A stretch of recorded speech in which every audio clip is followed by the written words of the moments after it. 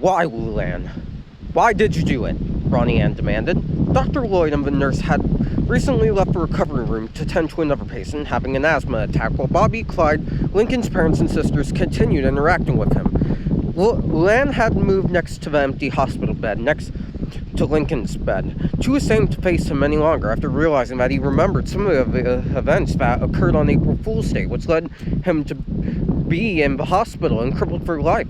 After seeing for herself how bad of a condition Lincoln was actually in, Ronnie Ann became furious with Luan and cornered her for answers.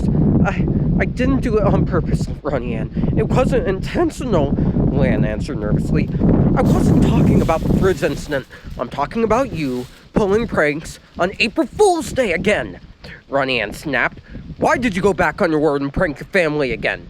Roy told me last year that you swore never to prank anyone in your house on April Fool's Day again after that stunt actor incident. Luan had heard that question more than enough, and it only stressed her out even more when people asked her about it.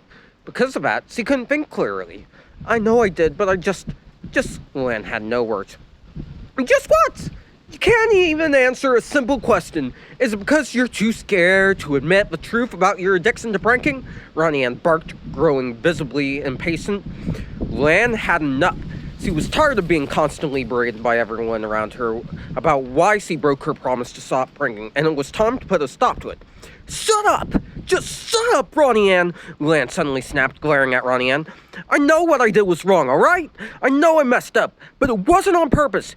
You should know that by now. Hey, what's going on over there?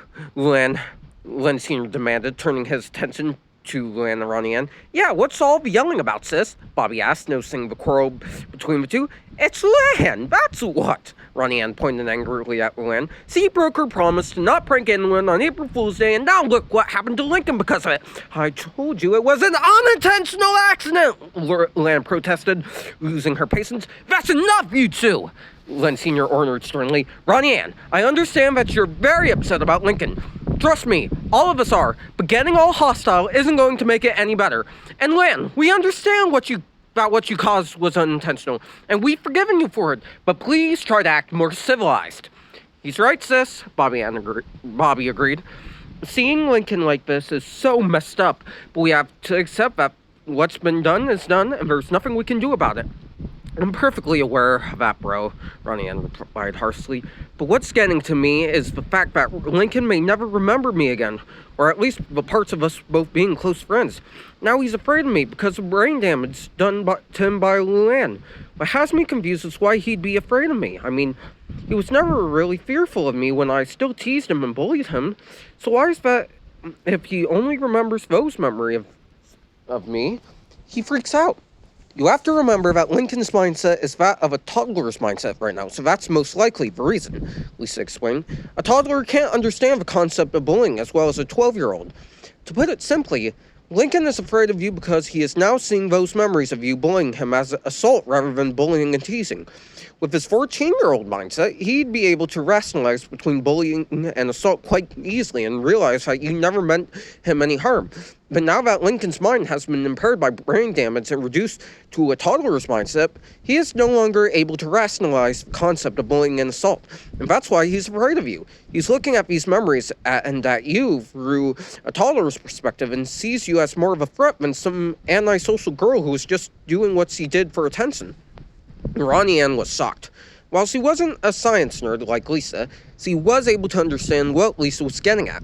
Lincoln was seeing those memories of Ronnie Ann bullying him through a toddler's perspective, and because of that, he was afraid of her.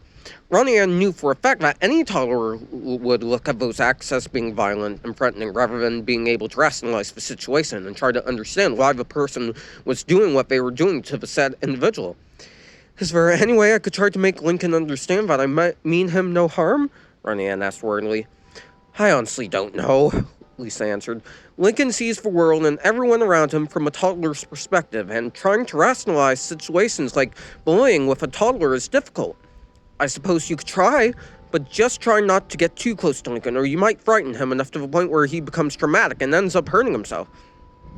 I'm not sure if this is a wise idea, Lois said doubtfully. What if Lincoln gets all violent again like he did with Luan a while ago? Violent? What are you talking about? Ronnie Ann asked, obviously confused. A few minutes before you and Bobby entered the recovery room, Lincoln totally lost control of himself when he set his eyes on Luan, Luna answered. He must have remembered some of the events that happened on April Fool's Day right before his accident, because he totally went bananas and tried to lash out at Luan, and I mean, like, as crazy as you can imagine.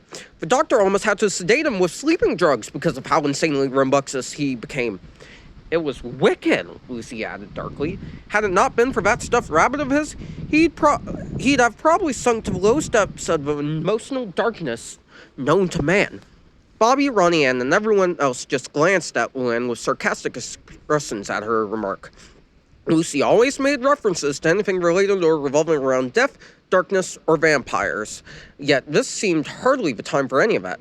I see, Ronnie Ann said with a bit of sarcasm and glanced up at Rita. Will he really lose it if I get too close to him? If he does, I'll try to calm him down the best I can, Rita offered. After a bit of hesitation, Ronnie Ann slowly made her way across the room towards Lincoln's bed where he was playing around with Bun Bun and his sisters. Once she got close enough, Lincoln turned his attention to her and his expression changed from happy and childish to a look of fear and uncertainty. Lincoln, you feeling better? She asked him. Lincoln began trembling ever so slightly. Then he said, Stay away! Ronnie Ann and everyone else tensed up as Lincoln tried scooting as far back as he could from Ronnie Ann. Now Lincoln clearly afraid. Lincoln, I'm not going to hurt you. I promise, Ronnie Ann assured him. Do you remember me? Do you remember my name? Lincoln moved his eyes up and down as if scanning Ronnie Ann. Then he nodded slowly but fearfully. Ron Ann, Lincoln said with a bit of distaste in his voice. Ronnie Ann felt a slight bit of relief knowing that Lincoln hadn't forgotten her name, but she was still worried that he'd become too scared of her and go crazy again, like Luna had explained. Ronnie Ann wasn't sure how to approach Lincoln without fear of him becoming all rambunctious. So she decided to play it safe and approach him in a more casual way by simply talking calmly and patiently with him. Ronnie Ann's mother had taught her this tactic from her experience as a nurse, so she decided to try it and see if Lincoln would open up to her a bit more. Yes, that's it, Ronnie Ann nodded. Do you remember the times we were together? Lincoln didn't respond, but instead stared at Ronnie Ann with a perplexed look on his face, seemingly trying to comprehend what she was asking him. He also continued to keep his distance from her, still obviously not trusting her enough to scoot closer towards her. Lincoln? Ronnie Ann began to grow more worried. Can you understand anything I'm saying? Here, Ronnie Ann, let me try talking to him, Bobby offered, and approached Lincoln's bed. Hey, Link, you remember me? It's me, Bobby. Lincoln looked up at him and said in a slurred voice, Bobby? Yeah, you remember me, right? Bobby asked him with a nod. Lincoln looked him over, shook his head, and then said, Not know you. Oh, I see, Bobby replied sadly. Well, I'm sure you'll remember me soon, I hope. Bobby stepped back from his bed, and Lucy then approached it slowly. Lincoln looked down at her and began to tremble again with fear. Her gothic appearance was slightly unsettling towards him and seemed to be making Lincoln nervous. You not hurt me? Lincoln pleaded, trembling with fright as Lucy stopped right in front of him. Bro, it's me, Lucy. Lucy said in her usual gloomy tone, but with a hint of concern as well. Don't tell me your memory of me is lost in the dark. Lincoln still trembled in fear as Lucy crept closer to him, but then his mood suddenly changed when Lucy did something that she rarely ever did before. She reached up and lifted the hair up from her face, revealing her bright blue eyes for the first time. Lincoln calmed down and now seemed awed by the sight of Lucy's blue eyes, and he even slid closer towards her as best he could, though it was still difficult to do with a busted forearm and paralyzed legs. Her eyes were more beautiful than ever, and the sight of him must have sparked something within Lincoln's scrambled memory, because what he said next filled Lucy and everyone else with delight. Lucy? It you! He stuttered. Lucy's eyes widened in delight when she heard her brother speak her name. Bro, so you do remember me, Lucy said, letting her hair down. For a moment there, I thought the darkness claimed your memory of me forever. Lola then approached Lincoln, hoping he wouldn't react fearfully towards her. Hey, Link, you hadn't forgotten me either, right? You wouldn't forget your royal sister princess, would you? She asked worriedly with a light smile. Lincoln stared blankly at Lola, gazing into her eyes. For a moment, Lola was afraid that Lincoln wouldn't recognize her or end up only remembering a small amount of memories of her, like with Ronnie Ann. This thought upset Lola. She hadn't forgotten the times that she had often been rather cold and manipulative towards Lincoln in the past, and this made her worry that he'd only remember those memories of her. Who you? Me? Not know you? Lincoln said, still looking blankly at Lola. The young beauty queen felt her heart drop when Lincoln said those words, but she didn't want to give up just yet. Lincoln, it's me, Lola. There's no way you couldn't remember me, Lola said, hoping Lincoln would remember her. Lola, that name, I not know, Lincoln stuttered, sounding confused. Link, don't say that. You gotta remember. What do you remember? Lola pleaded. Lincoln didn't seem to quite understand what Lola was asking him, so he could only grunt in response. Lola began to lose hope at this point, as he now feared that her brother had forgotten her permanently. But Lana wanted to see if Lincoln still remembered her, at least. Lana rushed up to the bed and then asked, You still recognize me, right? I'm Lana, remember? Lana? Lincoln started. Yeah, that's right, Lana nodded. Lana, I know you, Lincoln said, much more coherently than before. So you do remember me. That's a relief. Lana beamed with delight. Lynn Jr. then approached Lincoln and asked, Hey, Link, you recognize me? I not forget you. Lynn, Lincoln replied, nodding slowly. Wow, Lincoln seems to be talking a bit clearer than before, Luna explained. Yes, but he still talks like a toddler and can't seem to form full sentences entirely, Lori pointed out. Well, Lincoln has a long way to recover, so it's only natural that he'd be talking strangely, Lenny said. Does he still recognize Luna, Lori, and everyone else? Clyde wondered. I'm not sure, Lori replied, stepping closer to Lincoln. Hey, Lincoln, you remember me? Lincoln looked over at Lori and then said, You, Lori, see Lenny. Lincoln pointed weakly at Lenny standing next to Lori, then looked over at Luna with a confused look. Hey, you still know me, right? Luna asked him. You, Luna? Lincoln asked her. Yeah, that's my name, Luna said joyfully. Just then, Dr. Lloyd came back in to check on Lincoln with a male nurse following behind him. Mr. and Mrs. Loud, Lloyd said, catching everyone's attention. The Loud family and Lincoln's friends all turned around to face him and the nurse. Oh, Dr. Florence, Rita explained. We didn't notice you coming in. It's fine, Lloyd assured them. I came by to see how Lincoln's doing, and I see he's doing better than before, it seems. Yeah, he's talking a lot more than before, but it still sounds broken and not coherent, Lynn Sr. informed. That's understandable, Lloyd replied. His brain sustained a lot of damage, so even when and if he recovers enough to speak more coherently, his speech will always be slurred. Does your son recognize any of you? The nurse asked Lincoln's parents. Yes, but not all of us, Rita answered. He doesn't appear to recognize his friends and a few of his sisters. Actually, Lincoln recognized Ronnie Ann, but his memory of her is incomplete, Lynn Sr. added. Yes, that much I do know, Lloyd replied, glancing over at Lincoln. His reaction towards her pretty much covers that. Has he had any more rambunctious episodes while I've been out? No, but he still gets nervous under pressure, especially if Ronnie Ann gets too close to him, Rita informed. I see. Lloyd glanced at Ronnie Ann. Then I would suggest that she keep her distance from Lincoln until he's recovered more of his memory so that he doesn't have any more episodes like before with his sister. Might I also ask what Ronnie Ann might have done that caused him to get so scared and upset? You mentioned earlier about Lincoln being bullied by her. Ronnie Ann felt a rush of guilt running through her as she reflected on all the times she had bullied Lincoln. Everyone else knew this as well, including Lloyd, although he had very little detail about it. He had simply overheard it from Lincoln's sisters when he had been in the room earlier. Yes, it's true, Rita replied, glancing at Ronnie Ann. Ronnie Ann did do some questionable things to him before they got together. Can you describe what she did exactly? Dr. Lloyd asked. Before Rita could answer, Ronnie Ann stepped forward and said, I can explain it all. She then began to explain everything about the various times he had bullied Lincoln, often humiliating him in front of his friends, sneaking trash and other things into his school locker, and even striking him a few times. This was, of course, not to intensely hurt Lincoln, but to try and get his attention and to get him to notice her due to her slight antisocial personality. Looking back on all of it now, Ronnie Ann now regretted a lot of those things he had done to Lincoln. Had she known something like this would happen, she wouldn't have ever approached Lincoln using all of those methods. Dr. Lloyd was quite shocked to hear all of this. He couldn't understand why someone would do all these things just for attention, let alone affection. You can't be serious, Lloyd said, shocked. Did you really do all that to him? Just what? Attention? I know. It was wrong, but I just don't know how to, didn't know how to approach him the right way, Ronnie had said, feeling ashamed.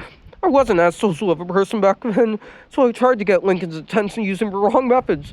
It was wrong, I know, but I just didn't know how to approach him without getting attention from the other students. I felt embarrassed over the idea of me and Lincoln being close friends, so I acted hostile and cold towards him. If I had known Lincoln would end up in this state, I never would have done what I did to him. Lincoln suddenly stirred up again, making weird grunting sounds, and then he began moaning in discomfort. Everyone turned their attention to Lincoln as he began tapping the bed, as if trying to get their attention. Lincoln, what is it? Rita asked him, approaching the bed. Need bathroom, Lincoln replied, trying to speak more clearly. What's he saying? Bobby asked, glancing at Lori. It just sounds like nonsense to me, Lori said.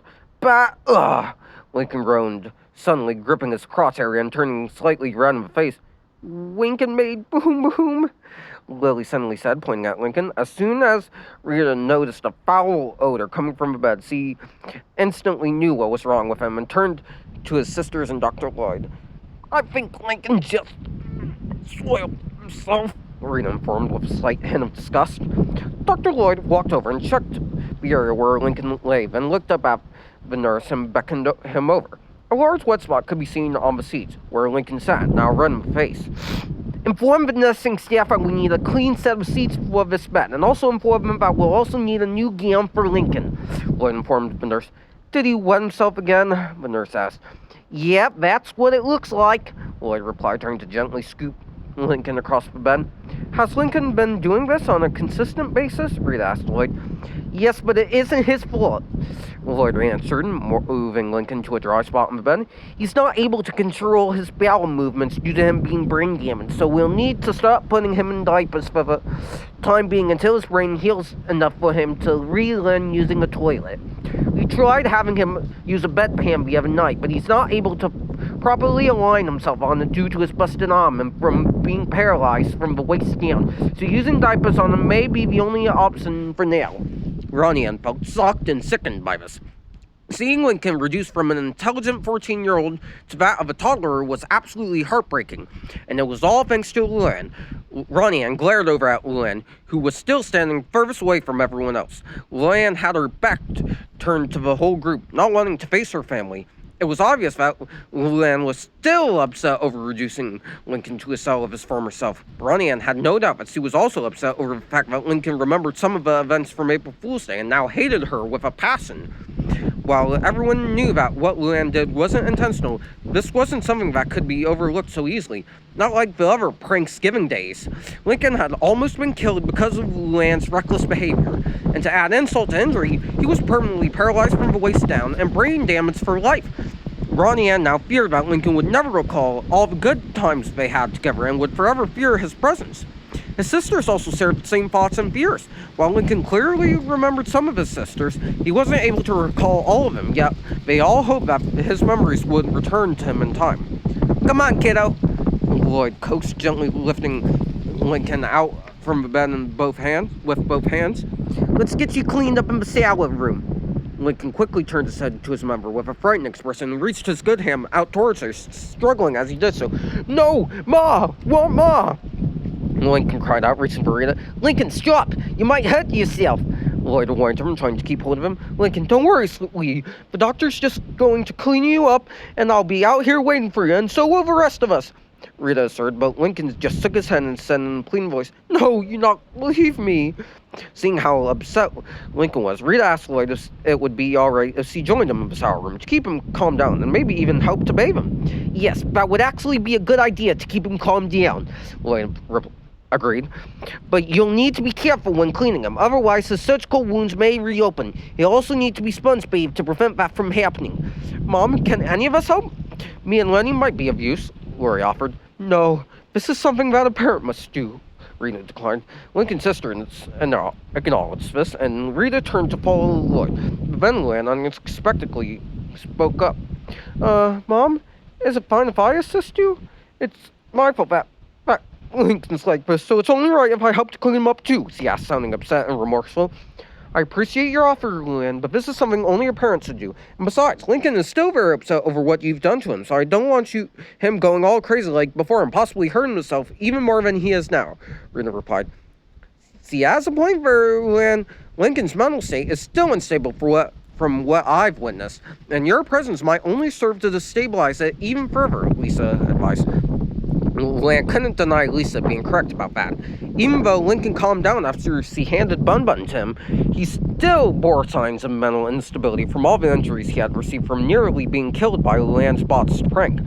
And despite having the mindset of a toddler, Lincoln still seemed to retain some of his original intelligence to slightly understand what people were saying to him. And he still had his memories of what had happened on April Fool's Day, about a very small infraction amount. So it was understandable that he'd be enraged with Luan for what had happened to him.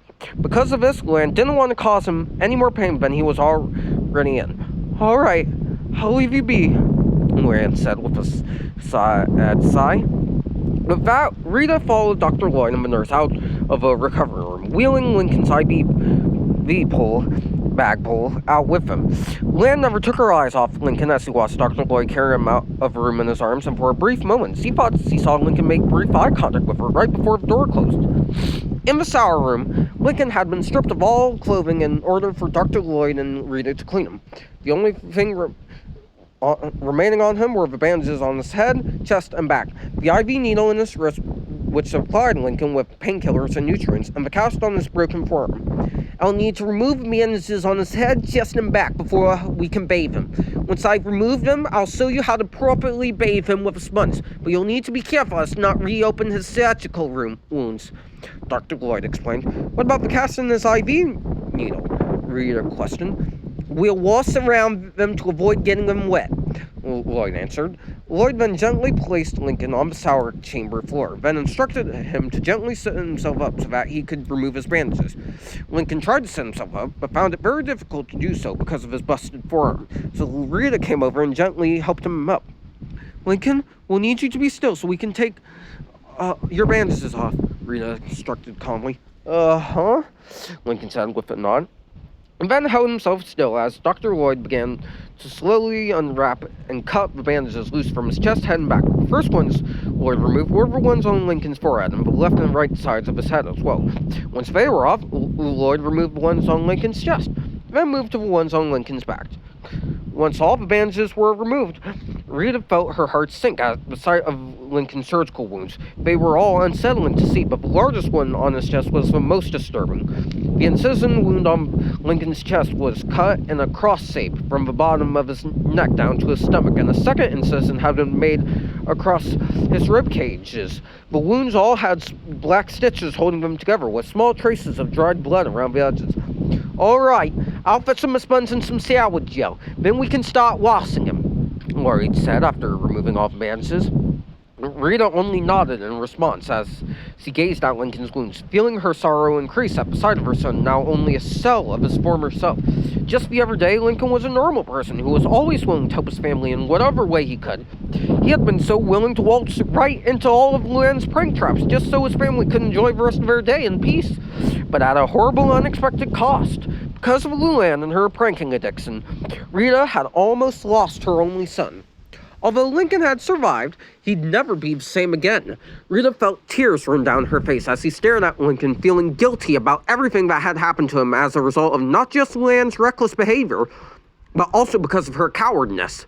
Lincoln had been willing to endure and set off all of Luan's prank traps so that the rest of the family could enjoy their day in peace, and they just stayed behind in Lisa's bunker like a bunch of cowards, while Lincoln had gone into the house and ended up being very badly injured in one of the traps at almost to the point of death, slowly suffocating on his own blood from a punctured lung wound.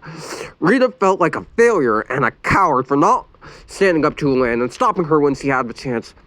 This is all my fault, Rita thought, her mind filled with guilt and regret. I should have been the one to enter that house, not Lincoln.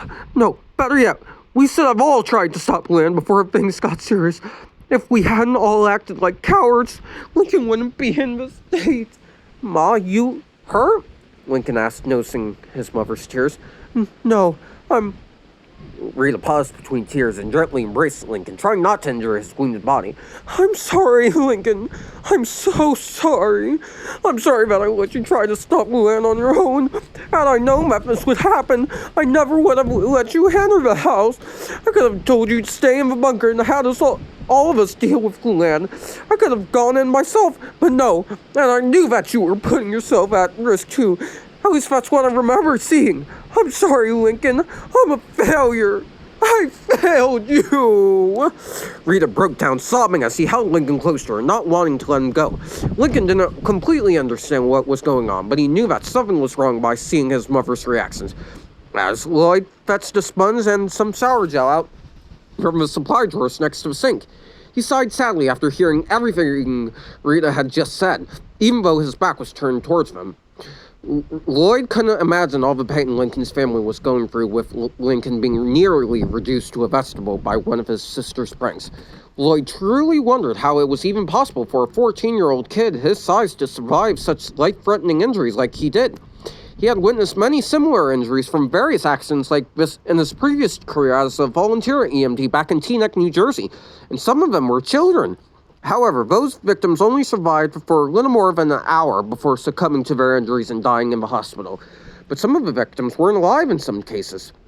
Lloyd suddenly recalled about one accident 5 years ago back in the middle of winter in Teaneck, when he was still a TVAC officer, the one that still haunted him from time to time, the one time that he had witnessed a tragedy that still stuck to him all these years.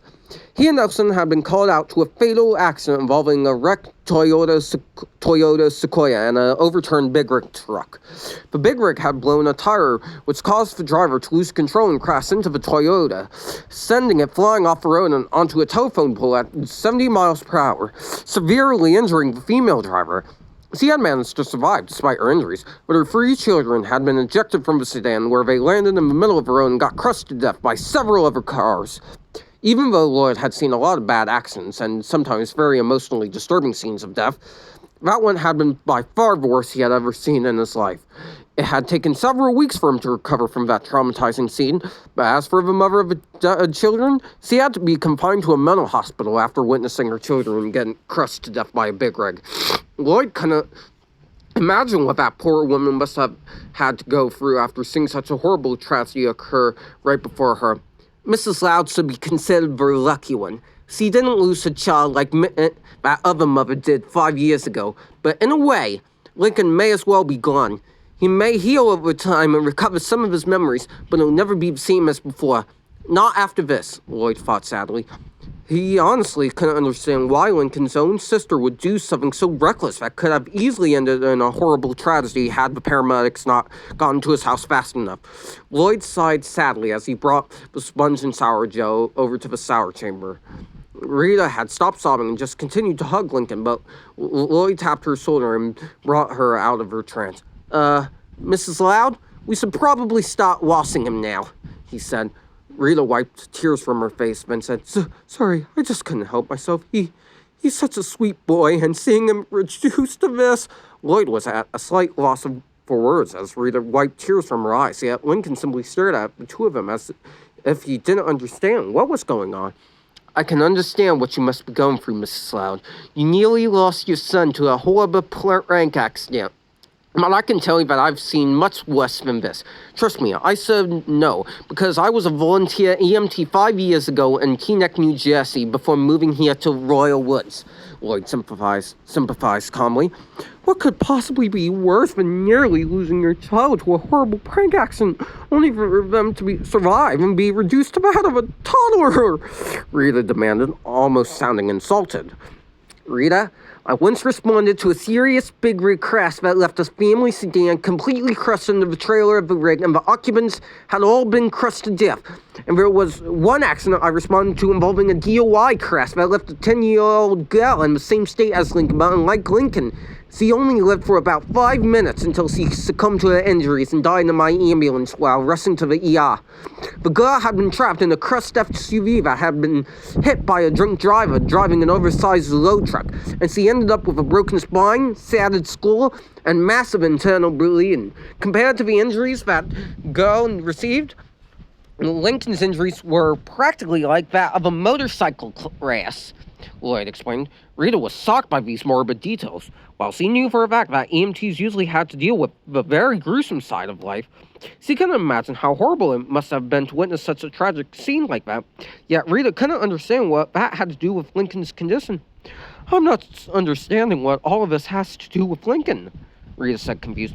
What I'm implying is that you should consider yourself lucky that your son is still alive, although heavily impaired by his injuries. I've met many families who have lost their children to horrible accidents, and they weren't as lucky as you and your family were. I know this may sound a bit harsh to you, but I just want you to understand how lucky you are to have not lost a member of your family like so many others have in the past, Lloyd explained. Rita looked down at Lincoln, who looked curious about the whole situation, then back at Lloyd. She had to admit that he was right about what he said. Lincoln wouldn't be the same again, but he was still alive, and she should be grateful for that. If Rita had lost her only son, she didn't know how she'd ever get over such a tragedy, let alone Lincoln's sisters. You're right, Rita said, calming down. I just never even thought something like this could ever happen, and it was partly Murray's fault. If me and Lynn just put a stop to my daughter's ourselves, this might have been avoided. Lincoln had such a bright future ahead for himself, and now... Rita just stopped on that sentence, tearing up again, but Lloyd comforted her. I know, but I'm sure for a fact that your daughter Luan didn't mean to do it intentionally, and she's not the only prankster who's done something like this. I've responded to a lot of prank-involved accidents in my days as an EMT, and some of them were far worse than this, Lloyd said. I see. Rita said, I don't think I even want to know about those. Indeed, Lloyd nodded. Now, we should get to Washing Lincoln.